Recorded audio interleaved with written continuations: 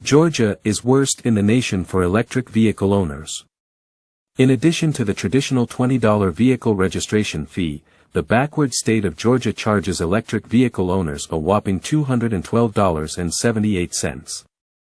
This has been in effect since 2015, and the current additional fees are automatically adjusted according to a statutory formula applicable to vehicles registered on or after July 1, 2019. This appears to mean that the fee will go up with a mysterious formula that most people can't access, and certainly did not vote on. The greedy state of Georgia says it distributes the revenues from these extra fees for so-called transportation purposes, including roads, bridges, public transit, rails, airports, buses, seaports, and accompanying infrastructure and services necessary to provide access to these facilities, and for paying general obligation debt and other multi-year financing obligations. This jargon sounds to me like the state just found a new tax revenue for just about anything it wants to use it for, and to avoid taxing the rich.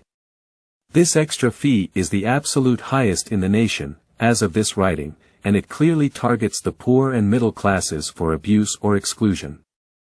Many to-be EV owners are not even told of this high fee before they purchase their EV in Georgia. And the poor and middle classes can barely afford to purchase these expensive vehicles without the exuberant annual fees, let alone with those extremely high fees tacked on every year. In a 10-year period, that fee would add to $2,127.80, if the fees don't automatically increase in that period. For example, I bought my EV in 2016, and the fee has gone up over $10 since. This is also an indirectly discriminatory policy, as several ethnic minorities make up the poor and middle classes in disproportionately high numbers, especially in the economically unbalanced state of Georgia, where economic inequality has been rampant for generations. Georgia is 7th in the nation when it comes to income inequality. It has been established that the supposed benefits of these extra fees are far surpassed by its negative effects.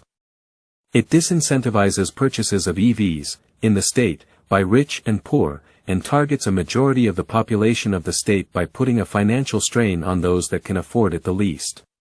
The state is charging far beyond what most people actually pay in fuel taxes, especially for small and efficient vehicles. For example, for my second vehicle, I calculated I pay about $150 in gas taxes in the worst-case scenario.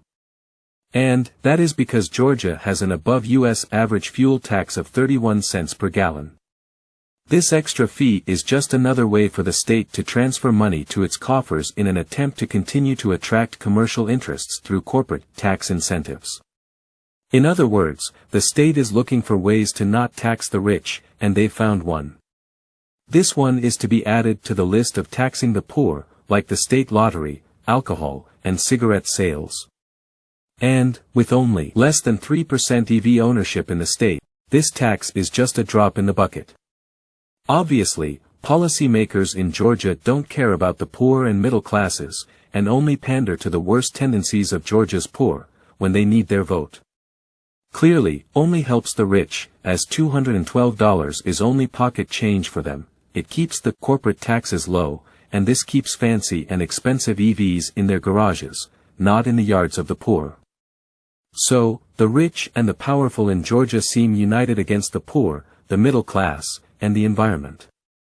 Because, in reality, these highest of fees are also aimed at limiting the number of EVs on Georgia's roads, so that the oil industry continues to invest and rake in profits in the state.